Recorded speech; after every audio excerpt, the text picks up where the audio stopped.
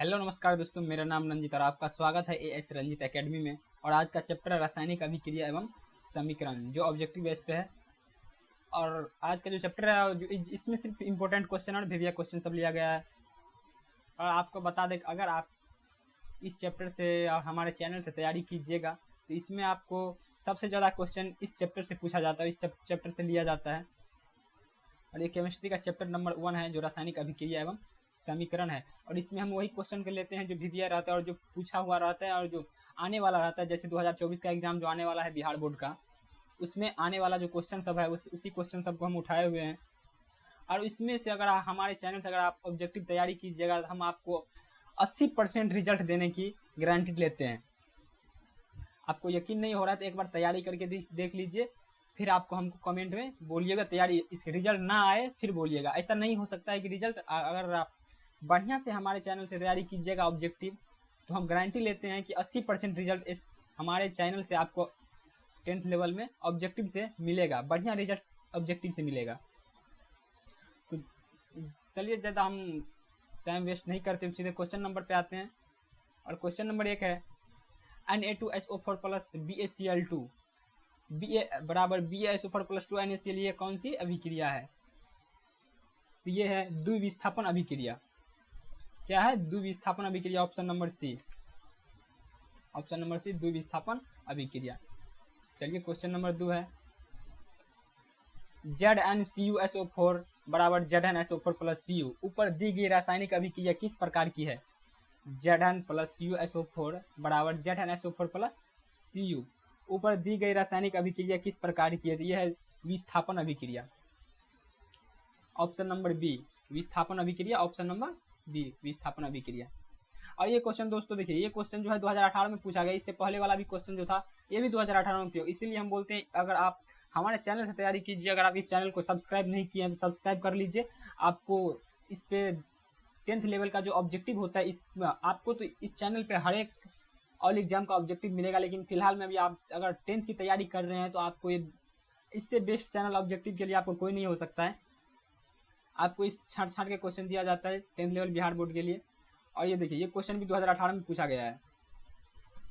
3 number question, कब magnesium की फीता को जलाया जाता है जो उत्पन्न आग की लौ होती है? कैसा होता है? जब मैग्नीशियम फीता को जलाया जाता है तो उत्पन्न आग की जो लौ होती है वह कैसा होता है? तो वो होता है चमकीला उजला। ऑप्शन नंबर सी, चमकीला उजला होता है। जब मैग्नीशियम फीता को जलाया जाता है तो उत्पन्न आग की लौ होती है चमकीला उजला। 4 नंबर क्वेश्चन, एक जांच परख नली में लिए गए विलयन में एक लोहे की कील को डुबाया गया। एक जो जांच की परख नली होती है, जो एक बॉटल होता है, बॉटल की तरह होता है, उसमें एक लोहे की विलयन कील को डुबाया गया, विलयन लिया गया और एक लोहे की कील को डुबाया गया। आधे घंटे के बाद यह देखा गया कि विलयन का रंग परिवर्तित हो चुका है। उस जांच परख नली में कौन सा विलयन था? तो उस जांच परख नली में था CuSO4। Option number D, CuSO4 विलयन था। और 5 नंबर क्वेश्चन, रासायनिक अभिक्रिया के दौरान किस पदार्थ में ऑक्सीजन का ह्रास क्या कहलाता है? रासायनिक अभिक्रिया में किसी पदार्थ में ऑक्सीजन का ह्रास क्या कहलाता है? ऑप्शन नंबर बी, उपचयन। सॉरी, अपचयन। ऑप्शन नंबर बी, अपचयन। 5-6 नंबर क्वेश्चन, रासायनिक अभिक्रिया के दौरान किसी पदार्थ में ऑक्सीजन का योग क्या कहलाता है? रासायनिक अभिक्रिया के दौरान किसी पदार्थ में ऑक्सीजन का योग क्या कहलाता है? तो ये कहलाता है उपचयन। ऑप्शन नंबर बी, उपचयन। ये इसका भी होगा ऑप्शन नंबर बी, उपचयन। 7 नंबर क्वेश्चन, साग सब्जियों का विघटित होकर कंपोस्ट बनना किस प्रकार की अभिक्रिया है? जो साग सब्जी होता है, जो साग सब्जी होता है, वो जो विघटित हो जाता है, उसको जो विघटित होकर जो कंपोस्ट बनता है, वो किस प्रकार की अभिक्रिया है? तो वो है ऊष्माक्षेपी अभिक्रिया। अगर आपको बता दें कि आपको अगर क्वेश्चन लिखा रहे साग सब्जी विघटित होकर किस प्रकार कंपोस्ट बनना किस प्रकार की अभिक्रिया है, तो ऊष्माक्षेपी अभिक्रिया। ऑप्शन नंबर बी, ऊष्माक्षेपी अभिक्रिया। 8 नंबर क्वेश्चन, उपचयन वह अभिक्रिया है जिसमें ऑक्सीजन का योग, हाइड्रोजन का योग, इलेक्ट्रॉन का योग, मतलब इनमें से सभी। उपचयन वह अभिक्रिया है जिसमें ऑक्सीजन का योग भी रहता है, हाइड्रोजन का योग भी रहता है, इलेक्ट्रॉन का योग भी रहता है। तो इसका सही आंसर होगा इनमें से सभी। इसका सही आंसर होगा इनमें से सभी। उपचयन को वह अभिक्रिया है जिसमें ऑक्सीजन का योग, हाइड्रोजन का योग, इलेक्ट्रॉन का योग तीनों रहता है, इनमें से सभी। ये क्वेश्चन भी 2017 में पूछा गया। देखिए, ये क्वेश्चन 2017 में पूछा गया है। द्रव्यमान के संरक्षण के सिद्धांत के अनुसार, ऑप्शन नंबर ए है द्रव्यमान नाश नहीं होता है, बी है द्रव्यमान का निर्माण नहीं होता है, सी है उत्पाद तत्वों में कुल द्रव्यमान अभिकारकों के कुल द्रव्यमान का तुल्य होता है, और डी है इनमें से सभी। इसका सही आंसर क्या है? तो इसका सही आंसर है इनमें से सभी। इसका सही आंसर है इनमें से सभी, मतलब द्रव्यमान का नाश नहीं होता है, द्रव्यमान का निर्माण नहीं होता है, उत्पादित तत्वों कुल द्रव्यमान अभिकारक तत्वों के कुल द्रव्यमान का तुल्य होता है। तो इसका सही आंसर है इनमें से सभी, द्रव्यमान संरक्षण के सिद्धांत। 10 नंबर क्वेश्चन, रासायनिक समीकरण FeH2O बराबर Fe3FO4 Fe3O4 प्लस H2 को संतुलित करने में जल में अणुओं की संख्या कितनी होगी? तो 4, ऑप्शन नंबर डी, जल में अणुओं की संख्या होगी 4। 11 नंबर क्वेश्चन, जब लेड नाइट्रेट को गर्म किया जाता है तो NO2 गैस धुआं प्राप्त होता है, धुएं का रंग कैसा होगा? भूरे रंग का। धुएं का रंग कैसा होगा? भूरे रंग का, ऑप्शन नंबर बी। ए, जब लेड नाइट्रेट को गर्म किया जाता है तो NO2 गैस धुआं प्राप्त होता है, धुएं का रंग होगा भूरे रंग का। AgCl बराबर 2Ag प्लस Cl2, सूर्य के प्रकाश में वह रासायनिक अभिक्रिया किस प्रकार की है? तो वह रासायनिक अभिक्रिया है अपघटन अभिक्रिया, ऑप्शन नंबर सी, वह रासायनिक अभिक्रिया अपघटन AgCl बराबर 2Ag प्लस Cl2, सूर्य के प्रकाश में रासायनिक अभिक्रिया अपघटन अभिक्रिया है। 13 नंबर क्वेश्चन, जिन अभिक्रिया में ऊर्जा अवशोषित होता है उन्हें क्या कहा जाता है? जिन अभिक्रिया में ऊर्जा अवशोषित होता है उन्हें कहा जाता है ऊष्माक्षेपी अभिक्रिया। क्या कहा जाता है? सॉरी, ऊष्माशोषी अभिक्रिया, ऑप्शन नंबर ए, इसको कहा जाता है ऊष्माशोषी अभिक्रिया, ऑप्शन नंबर ए। 14 number question, Fe plus CuSO4 बराबर FeSO4 प्लस Cu, यह अभिक्रिया कौन सा है? तो यह अभिक्रिया है विस्थापन अभिक्रिया, ऑप्शन नंबर बी, यह भी अभिक्रिया है विस्थापन अभिक्रिया। CuO प्लस H2 बराबर Cu प्लस H2O किस प्रकार की? इस अभिक्रिया में किसका अपचयन होता है? तो इस अभिक्रिया में अपचयन होता है CuO का, option number A, C, option number C. CuO plus H2 बराबर Cu प्लस H2O, इस अभिक्रिया में किसका अपचयन होता है? इस अभिक्रिया में अपचयन होता है CuO का। 2Cu प्लस O2 बराबर 2CuO, इस अभिक्रिया में Cu क्या होता है? 2Cu प्लस O2 बराबर 2CuO, इस अभिक्रिया में Cu क्या होता है? तो इस अभिक्रिया में Cu होता है उपचयन, ऑप्शन नंबर बी।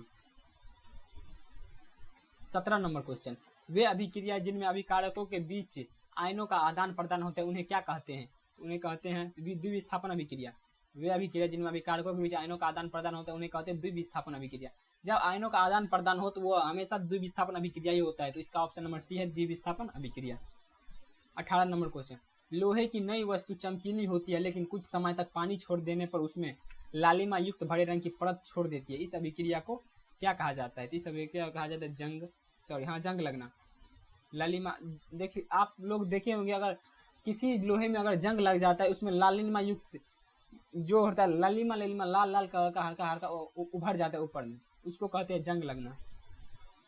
बाजार में बिकने वाले चिप्स की थैली में से ऑक्सीजन निकालकर कौन सी गैस भरी जाती है? जो बाजार में बिकने वाली जो चिप्स होती है वो चिप्स में से ऑक्सीजन की निकालकर कौन सी गैस भरी जाती है? तो नाइट्रोजन, ऑप्शन नंबर ए, नाइट्रोजन गैस भरी जाती है।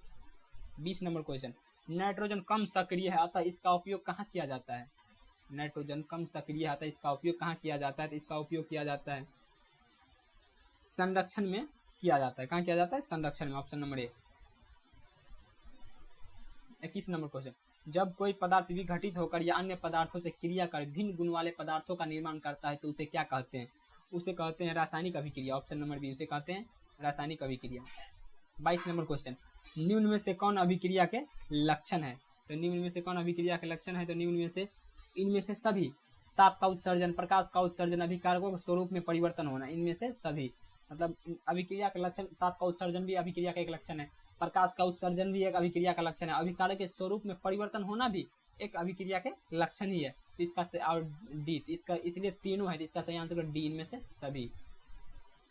अम्लीय पोटेशियम डाइक्रोमेट के घोल में सल्फर डाइऑक्साइड प्रवाहित करने पर घोल का रंग नारंगी से बदलकर कैसा हो जाता है? जब अम्लीय पोटेशियम डाइक्रोमेट के घोल में सल्फर डाइऑक्साइड प्रवाहित करने पर घोल का रंग नारंगी से बदलकर, पहले तो घोल का रंग नारंगी रहता है, लेकिन अगर उसमें पोटेशियम डाइक्रोमेट के सल्फर डाइऑक्साइड प्रवाहित करते हैं, पोटेशियम डाइक्रोमेट के घोल में सल्फर डाइऑक्साइड प्रवाहित करते हैं तो नारंगी से बदलकर कैसा हो जाता है? तो ये हो जाता है हरा, ऑप्शन नंबर सी, नारंगी से बदलकर हरा हो जाता है। 24 नंबर, वैसे पदार्थ जिनके उपस्थित मात्रा से किसी अभिक्रिया की दर बढ़ जाती है क्या कहलाता है? वो कहलाता है उत्प्रेरक, ऑप्शन नंबर ए। वैसे पदार्थ जिनके उपस्थित मात्रा से किसी अभिक्रिया की दर बढ़ जाती है वह कहलाता है उत्प्रेरक। 25 नंबर, वे अभिक्रिया जो दोनों दिशाओं में अग्रसर होती है क्या कही जाती है? 25 नंबर क्वेश्चन है, वे अभिक्रिया जो दोनों दिशा में अग्रसर होती है क्या कही जाती है? उत्क्रमणीय। ऑप्शन नंबर बी, उत्क्रमणीय कही जाती है। वैसे रासायनिक अभिक्रिया जो एक दिशा में अग्रसर होती है उसे वैसी रासायनिक अभिक्रिया जो एक दिशा में अग्रसर होती है उसे क्या कहा जाता है? उसे कहा जाता है अग्रसर, उसे का अनुत्क्रमणीय। ऑप्शन नंबर ए, अनुत्क्रमणीय। देखिए आप लोग इसमें कंफ्यूजन होगा। देखिए वे अभिक्रिया जो दोनों दिशा में अग्रसर होती है उसे क्या कही जाती है?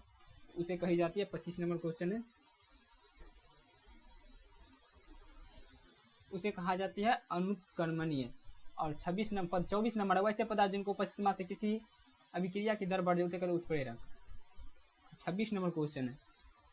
वैसे रासायनिक अभिक्रिया उसमें 2 था, इसमें 1 है, तो वैसे रासायनिक अभिक्रिया जो एक दिशा में अग्रसर होती है उसे कहा जाता है अनुत्क्रमणीय। ऑप्शन नंबर ए।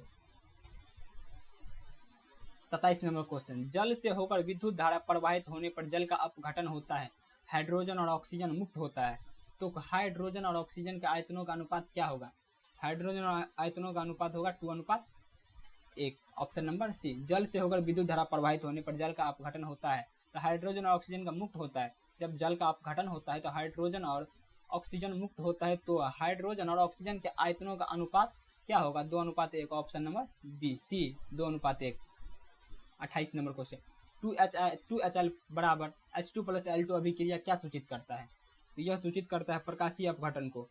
प्रकाशीय अपघटन का ऑप्शन नंबर ए, प्रकाशीय अपघटन को 2HL बराबर H2 + L2 अभिक्रिया सूचित करता है। 29 नंबर क्वेश्चन, 2CO + O2 बराबर 2CO2 यह किस प्रकार की अभिक्रिया है? ऑक्सीकरण, जिसे उपचयन कहते हैं। Option number B, option number B, 2CO + O2 बराबर 2CO2 यह किस प्रकार की अभिक्रिया है? तो ऑक्सीकरण अभिक्रिया है जिसे हम उपचयन कहते हैं। 30 नंबर क्वेश्चन, रासायनिक अभिक्रिया CuO + H2 बराबर Cu + H2 में H2 का क्या होता है? तो H2 का होता है ऑक्सीकरण। रासायनिक अभिक्रिया ऑक्सीकरण। ऑप्शन नंबर डी, रासायनिक अभिक्रिया में CuO + H2 बराबर Cu + H2 में H2 का क्या होता है? तो ऑक्सीकरण होता है। ऑप्शन नंबर सी, इसका सही आंसर ऑक्सीकरण होता है। तो दोस्तों एक वीडियो हम कवर नहीं कर पाए, इसमें और 30-32 क्वेश्चन और होगा, इसमें हम कवर नहीं कर पाए। अब एक वीडियो और हम बना देंगे जिसमें रासायनिक अभिक्रिया एवं समीकरण का अध्याय का ही एक और पार्ट होगा, एक और लेसन होगा। तो इसमें हम नहीं कवर नहीं कर पाए, इसके लिए सॉरी। तो आपको पार्ट 2 का भी, इसका जो पार्ट 2 है इसको भी जल्दी ही मिल जाएगा। तब तक के लिए जय हिंद, वंदे मातरम।